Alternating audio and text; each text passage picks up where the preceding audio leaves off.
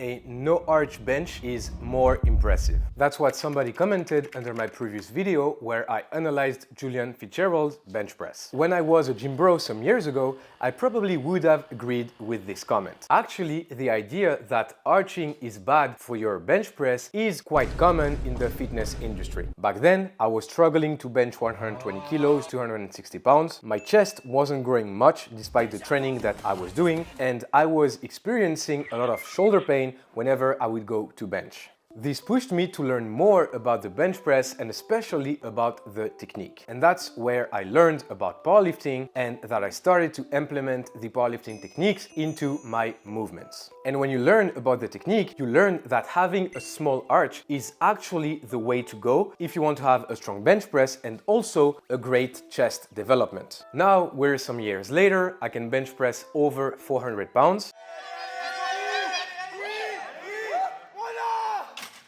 My chest has grown significantly compared to where I was when I started and I was bench pressing without any arch, and probably most importantly, I have zero shoulder pain. And I attribute most of that to learning how to properly bench, also learning how to properly arch for the bench press. Though I must say that I do get where this comment comes from, especially when you look at some crazy extreme arches that you can find online. But again, the truth is you probably need a small degree of arch if you really want to improve your bench. Whether you're a gym bro who's looking to rep out 315 pounds or you want to compete in powerlifting, in those scenarios, you do need to learn the proper arching technique if you want to maximize your strength and also your growth potential with the bench. And that will be the topic of today's video.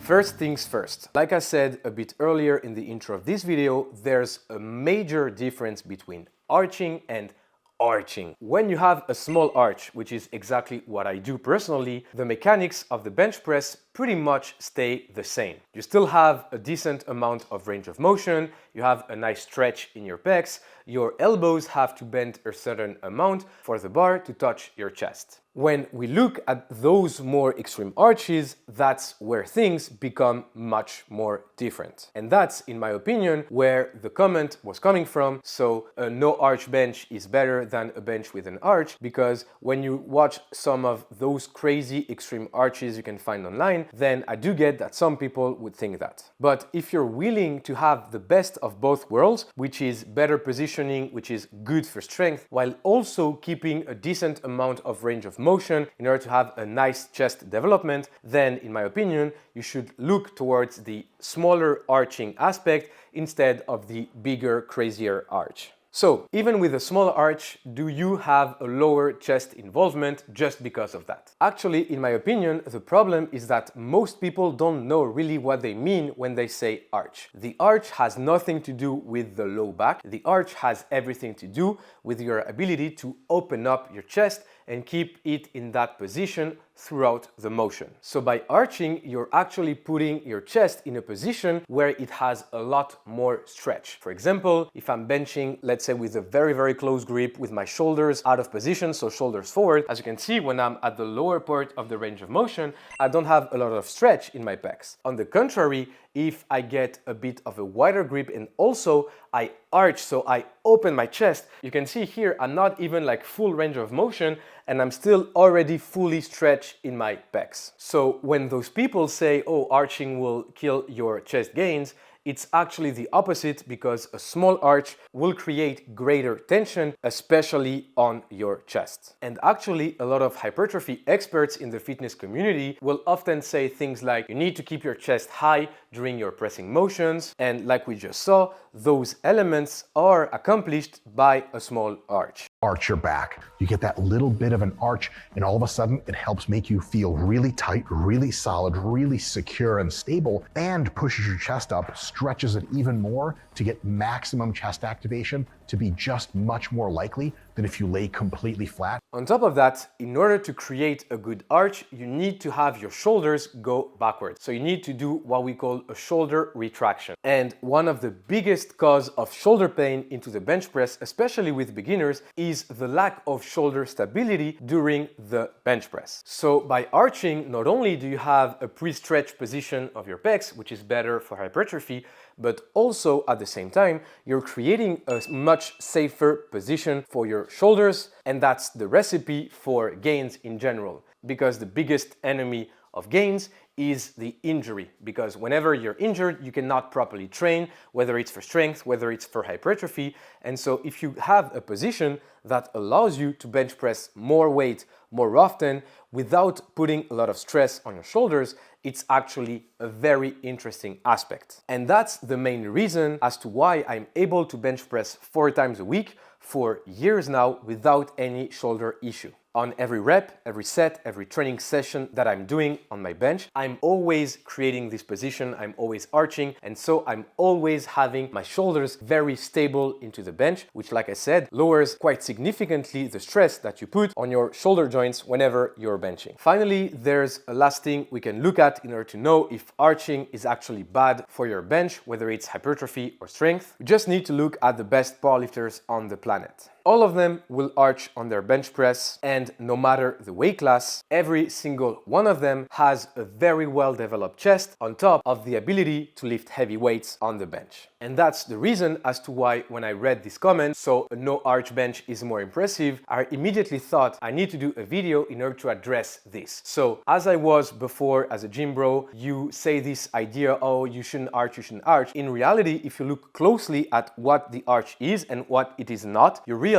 that almost everybody should arch on the bench. And if you look at some of the top best powerlifters, even untested, so Larry Wheels, if I take the same example that I had with Julian in the same video, when you look at Julian's unracking of the bar, you can see he doesn't have any arch, he doesn't have any positioning of his shoulders. And on the contrary, when you look at what Larry Wheels was doing, he was still arching. So the best benchers, the best powerlifters on the planet, tested, untested, no matter what, they all arch because they all know how important that is, not only for strength, also in order to avoid injuries, and you can still have a very, very nice, well-developed chest with an arch. So now that we saw all of that, let me show you my tutorial, how I set up my arch in order to have a nice small arch while still having all of the benefits that we just talked about.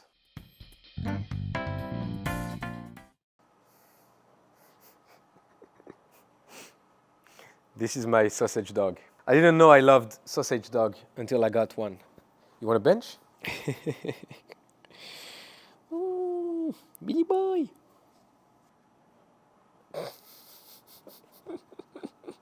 Don't worry, I'm training him, so he's on a diet where he takes creatine every day. He's also on some whey protein, so in a couple of months, I think he'll be good to bench 315. Look at his genetics. He has the perfect genetics, so short arms, big chest, as you can see here. So the range of motion for the bench press will be legendary.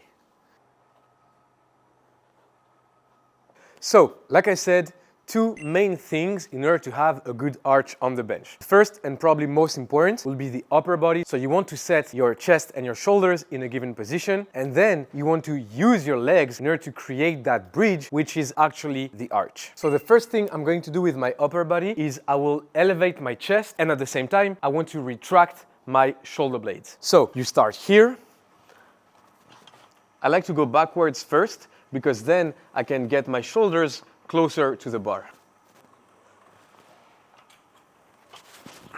Here, and now as you can see, my chest is elevated, and at the same time, I have my shoulders backwards into the bench. So like I said, you go back a bit, then I will actually roll myself almost into the bar, and now I'm in this very, very good position. So rowing myself, and then shoulders back into the bench. And now, as you can see, my chest is high and my arch is set.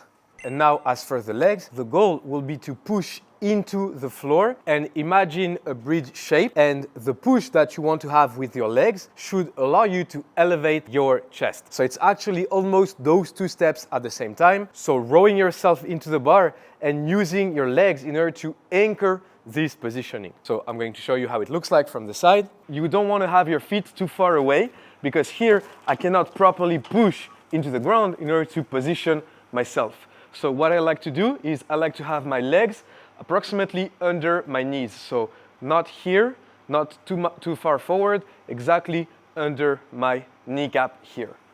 So again, demonstrating all of that, rowing myself, and now I'm pushing with my legs in order to elevate my chest and have zero effort to make.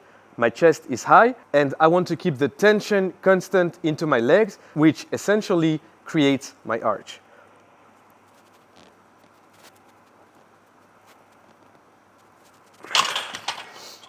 And that was it for today's video, guys. I hope you enjoyed. I hope you learned a couple of things. As always, if that's the case, let me know in the comments. When I read some comments of you guys like implementing some of the techniques that we talk about and get some success with it, so definitely let me know. And also, if you want to take that a step further, I have my training app where you can follow my bench press program that I use in order to bench the national record earlier in September. And Billy just crashed. Too much bench press for the sausage. Yeah, so now I have a Blackbeard Luff and a cool one-piece poster and a sausage dog. That's life. Catch you guys in the next one.